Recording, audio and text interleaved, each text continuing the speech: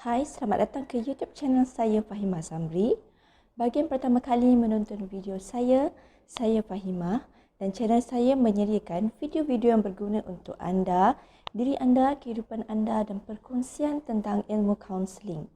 Salah satu sebab saya mewujudkan channel ini adalah untuk menyediakan info-info kepada anda tentang apa itu kaunseling, apakah yang berlaku dalam sesi kaunseling, bagaimana kaunseling boleh membantu kehidupan anda, konsep-konsep yang terdapat dalam kaunseling supaya anda tidak berasa asing tentang kaunseling ini.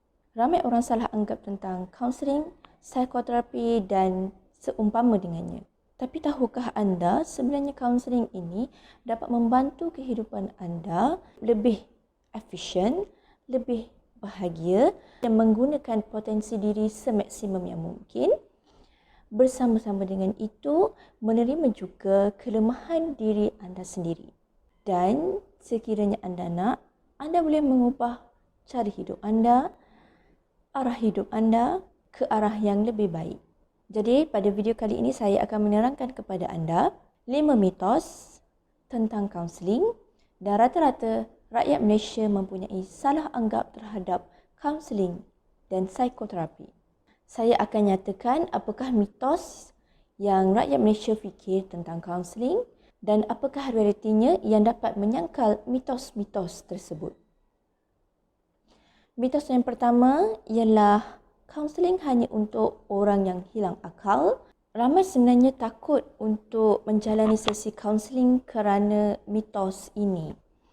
Sebenarnya untuk pengetahuan anda, mereka yang datang ke sesi kaunseling adalah mereka yang sama saja seperti rata-rata rakyat Malaysia. Ramai juga individu yang menyertai program-program kaunseling adalah dalam kalangan mereka yang berpendidikan. Mereka yang mempunyai kestabilan karier, kerjaya, kestabilan ekonomi, mereka yang bijak. Walau bagaimanapun, dalam menghadapi kehidupan yang rencam dan pelbagai pada hari ini, nak menguruskan rumah, menguruskan anak-anak, menguruskan tempat kerja, menguruskan orang bawahan di tempat kerja, sebenarnya dapat mengundang stres kepada individu. Dan walaupun sebenarnya mereka ni mempunyai pendidikan, kestabilan karier, ekonomi, tetapi setiap hari mereka terdedah dengan masalah-masalah kecil yang mereka hadapi. Dan ini adalah normal untuk manusia berhadapan dengan stres dalam menjalani kehidupan seharian.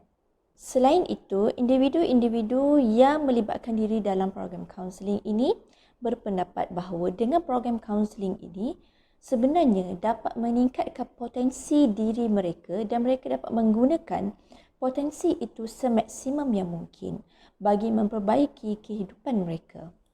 Dan kalau anda tanya kepada mereka yang telah menjalani sesi kaunseling, sebenarnya mereka berpendapat bahawa dengan program kaunseling ini dapat membantu mereka menjalani kehidupan seharian dengan lebih berkesan, dengan lebih berjaya.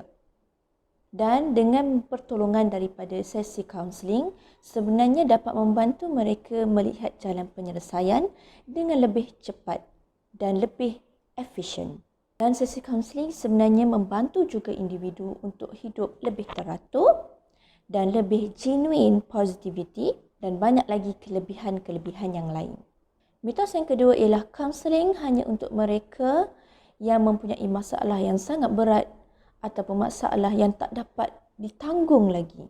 Individu yang mendapatkan perkhidmatan kaunseling adalah bagi tujuan untuk mereka menangani kehidupan seharian mereka yang berhubung kait dengan stres, tempat kerja, relationship dan sebagainya.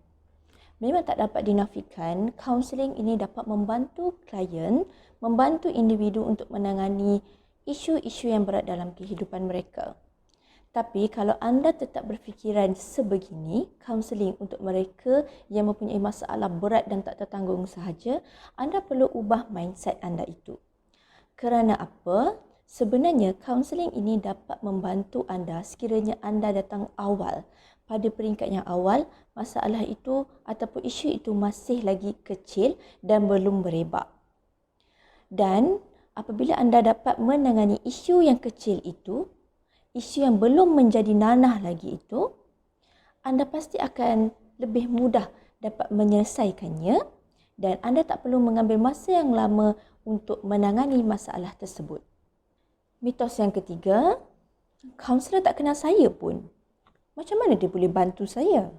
Sebenarnya, untuk pengetahuan anda, dalam proses kaunseling adalah melanggar etika seorang kaunselor jika kaunselor tersebut memberi perkhidmatan kaunseling kepada keluarganya, kepada sahabat andainya. Ini bermaksud kaunselor tidak boleh memberi perkhidmatan kaunseling kepada individu-individu yang rapat dengan kaunselor tersebut. Perkhidmatan yang boleh diberikan hanyalah sekadar bimbingan sahaja, bukan kaunseling. Dan sebenarnya anda perasan tak? Kalau anda sedang menghadapi satu-satu masalah ataupun isu, kawan-kawan rapat anda ataupun ahli keluarga anda memberikan nasihat-nasihat kepada anda. Tetapi anda rasa satu pun tak boleh pakai. Anda tak nak aplikasi satu pun nasihat daripada mereka. Kerana individu yang rapat dengan kita sebenarnya telah mempunyai satu pandangan terhadap kita ataupun satu judgement terhadap kita dan mempunyai bias terhadap kita. Sebagai contoh, anda sedang menghadapi satu isu pergaduhan ataupun perlahan di tempat kerja. Dan anda meminta nasihat daripada orang-orang sekeliling anda yang rapat dengan anda. Dan sebenarnya, mereka pasti tidak dapat menolak bias, iaitu walau macam mana keadaan sekalipun, kerana anda mereka kenal, kerana anda kawan mereka, kerana anda adalah keluarga mereka, mereka pasti akan memberikan pandangan yang berat sebelah, iaitu memenangkan anda. Dan salah satu sebab sebenarnya, sebab yang besar kenapa proses kaunseling itu berjaya adalah kerana kaunselor itu tidak mengenali klien itu secara rapat, iaitu bukan dalam kalangan ahli keluarga dan sahabat handainya. Jadi, kaunselor menerima klien itu dengan tanpa syarat-syarat. Dan hal ini sebenarnya dapat membantu kaunselor untuk lebih objektif dalam sesi kaunseling tersebut. Sebab tak ada unsur-unsur bias, tak ada unsur-unsur judgement kerana klien tersebut kaunselor tak kenal. Dan sebenarnya kalau anda nak tahu, dalam sesi kaunseling sebenarnya kaunselor menggalakkan klien itu mencari jawapan sendiri.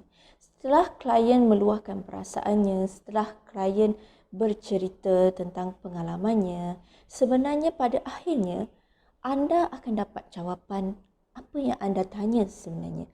Anda akan dapat cari jalan penyelesaian apa yang anda cari selama ni. Apa yang anda tak nampak selama ni? Kat mana kesilapannya selama ni yang anda tak nampak? Itulah sebabnya kenapa kaunselor tak boleh dalam kalangan orang yang anda rapat. Mitos yang seterusnya, proses kaunseling mengambil masa yang sangat lama ataupun sangat panjang. Sebenarnya, proses kaunseling ini bergantung kepada klien. Apakah objektif klien tersebut? Apa matlamat klien tersebut? Apa yang dimahu sebenarnya selepas menjalani sesi kaunseling? Dan apakah jenis isu masalah yang sedang dihadapi oleh klien? Adakah ianya isu besar ataupun isu kecil bagi diri klien? Jadi, sebenarnya mitos yang kaunseling ini adalah lama, itu adalah tidak benar. Ianya sangat bergantung kepada diri klien tersebut. Lebih cepat klien mendapat celik akal ataupun insight, lebih cepat sesi kaunseling tersebut dapat ditamatkan. Mitos yang seterusnya, kaunseling akan merubah siapa diri saya sebenarnya. Atau anda takut kehilangan identiti anda selepas menjalani sesi kaunseling. Viewers, setiap daripada kita pasti mempunyai kepercayaan dan prinsip hidup kita yang tersendiri. Kaunseling tidak dapat merubah siapa diri anda, melainkan anda yang ingin mengubahnya. Anda bersedia untuk melakukan perubahan dalam hidup anda. Anda bersedia melakukan perubahan terhadap diri anda sendiri. Tujuan kaunseling sebenarnya adalah untuk membantu klien menjalani perubahan yang positif ataupun self-growth dalam kehidupan klien. Walau bagaimanapun tak dapat dinafikan, terdapat juga perubahan-perubahan yang ingin dilakukan itu telah melanggar prinsip hidup klien. Dan hal ini adalah bergantung kepada klien tersebut. Adakah ianya ingin meneruskan perubahan tersebut ataupun tidak. Dan dalam sesi kaunseling tersebut, klien digalakkan untuk mengambil tindakan ataupun mengambil keputusan terhadap perubahan yang ingin dilakukan. Dan klien perlu mempunyai rasa ingin melakukan perubahan tersebut. Dan klien perlu bertanggungjawab terhadap tindakan ataupun keputusan yang diambil itu. Dan semestinya kaunseling adalah untuk klien melakukan perubahan positif dalam kehidupan mereka yang bersesuaian sebenarnya dengan keupayaan diri klien. Kerana setiap individu adalah unik, setiap individu mempunyai kelebihan dan kelemahan masing-masing. Jadi perubahan positif yang ingin dilakukan mestilah bersesuaian dengan keupayaan ataupun kemampuan klien tersebut. Itu saja 5 mitos yang saya kongsikan untuk minggu ini. Dan anda dah dengar dah pun penjelasan daripada saya, mitos-mitos yang sebenarnya dapat disangkal. Dan saya harap selepas ini viewers anda tak rasa asing dan tak rasa takut dengan sesi kaunseling. Kalau anda suka dengan video ini, jangan lupa like, share dan subscribe YouTube channel saya Fahimah Zamri. Kita berjumpa lagi pada video saya yang akan datang.